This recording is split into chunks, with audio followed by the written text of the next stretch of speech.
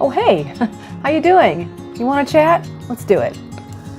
I was just working on my book here. You know, I did write a book called You Were Taller Over the Phone, and it offers a lot of dating tips for men and women in the digital age. So it's really about dating deceptions, not about how tall you are. You gotta read the book to find that out. So thank you. Welcome back to my channel. My name is Dana Cornelius, and I'm also on a lot of other platforms, and all those links are provided for you below. So please check those out, and I appreciate your subscription and your liking, your commenting, and your sharing. I really, really do. Thank you for coming back. I want you to know that I'm a scarf wearer, okay? I'm just coming out of the closet about that right now. I have about 60 scarves, and I inherited them from my late aunt, Dolores. And I gotta tell you a little something about Dolores. She was a captain, a naval captain in the nursing corps. Very high ranking position. She never married because back then you had to make a decision, either marry or go in the military. You couldn't have both, unfortunately. That did not change, I think, until the 80s. She acquired a lot of scarves while she was in the military for 50 years, something like that. Anyway, what's spectacular about her story is that she was not only a beauty, and she loved fashion and beautiful things. These are all silk, by the way. She was John F. Kennedy's private nurse. She worked in the White House, but only for 6 months, because that assignment was based on a background check.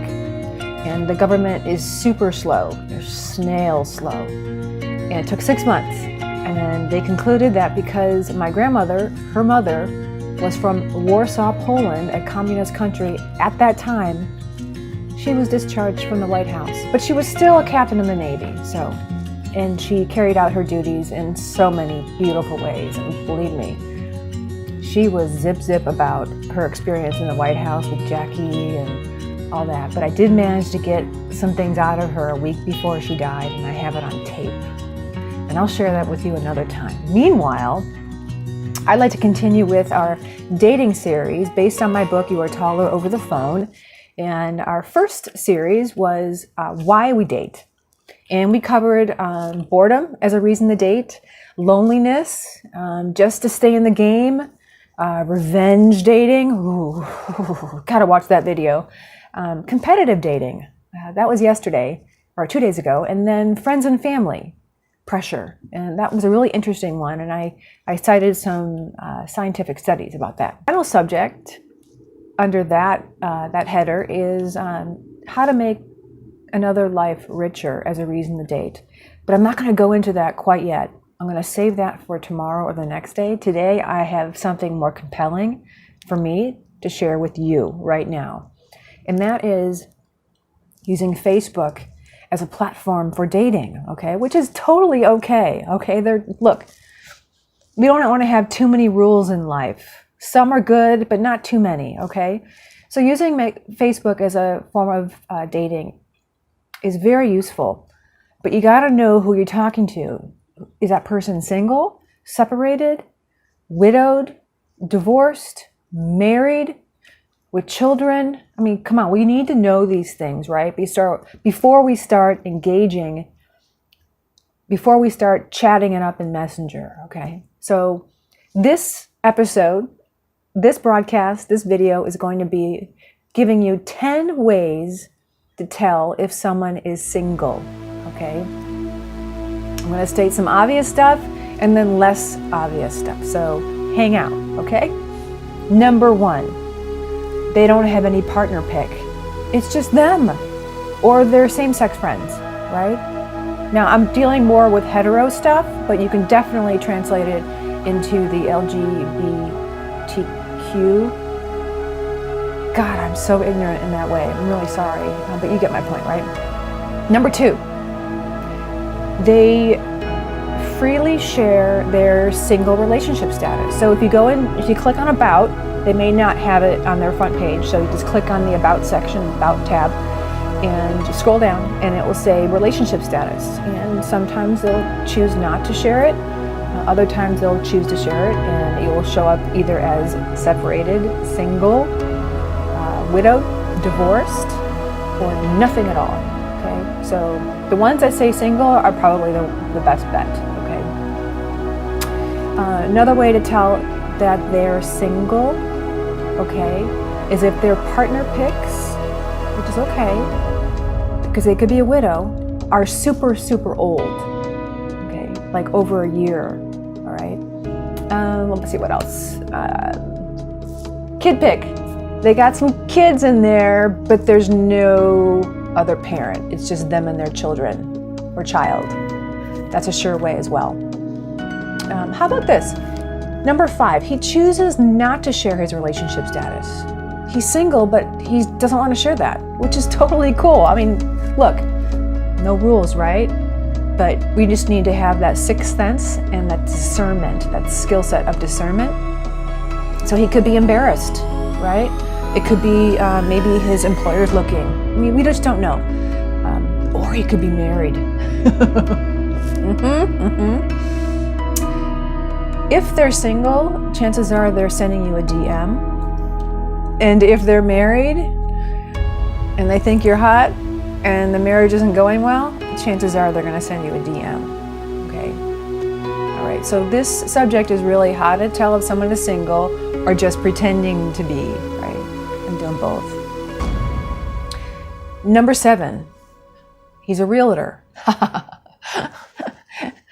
I'm sorry, I had to say it because realtors are advised by their employers to jack up their statistics, to pad their friendship count and try to get it maxed out to 5,000. So if you see a lot of friends and he's a realtor, chances are he's not single, but he may be pretending to be. Maybe okay, if he's not a realtor, which is totally cool, but his friend limit is totally high, that chances are he's single because he's spending a lot of time on Facebook. Happily married people don't spend a lot of time on Facebook. They spend a lot of time with each other, all right? Chances are he's single if he looks fit and he looks crazy happy. I'm being facetious because a lot of married people can be fit and happy, but they don't necessarily post all of that and make it and broadcast it publicly. All right. So, but single people will. Another indicator that he's either single or pretending to be is that he has too many opposite sex friendship connections. I look at a guy on Facebook and I see he's got 100 hot women friendship connections. I'm thinking, okay, maybe he's not heterosexual, which is, something that I like in terms of chemistry and romance, or he's single, right?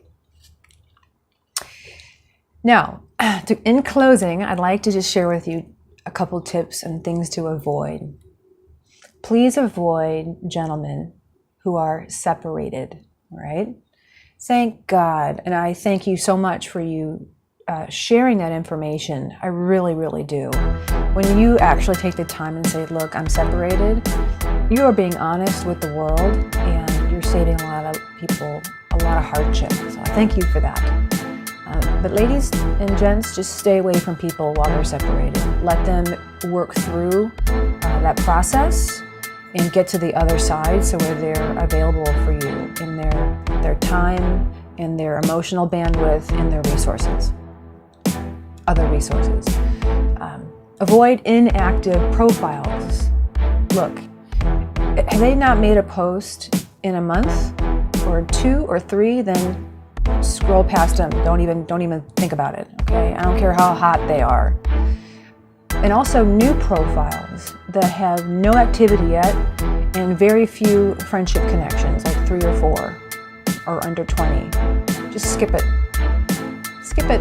Maybe jot down his name and then come back to him later. But look, just stick with the ones who are super active because they're the ones that you want to engage with because they like people. You don't want to date people who don't like people, all right? Because you're a person and you want to be liked. So date a people person. Now, you can date computer scientists and all that. That's not a problem. They tend to be introverts, but they still gotta like people, all right? Anyway, that's all I got for today. I hope you enjoyed this video. Again, please like, subscribe, share, comment, and there is a little bell you can ring too, so you get new videos. So I also want to just remind you too that my scripts are still coming in, and we're under the second round of edits, and we're going to be starting production really, really soon, and I'm crazy excited about it. So get ready for some shorts based on my book, You Are Taller Over the Phone, and these are going to be funny and meaningful, and you're going to walk away thinking, wow, I got some new tips, I got some new tools, and I laughed a lot too. So you guys have a great day, and don't forget, do something loving for yourself.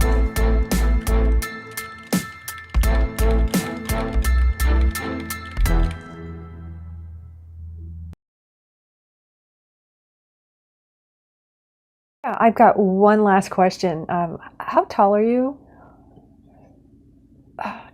I gotta get going. I'll call you if I'm interested, okay? Thanks, bye. Oh my God, the guy just told me he was 3 inches shorter than what he posted online. Look, I don't work well with that differential. That's why I wrote a book. You Are Taller Over the Phone, the do's and don'ts of dating in the digital age, okay? Buy it, please, under $10, Amazon.com.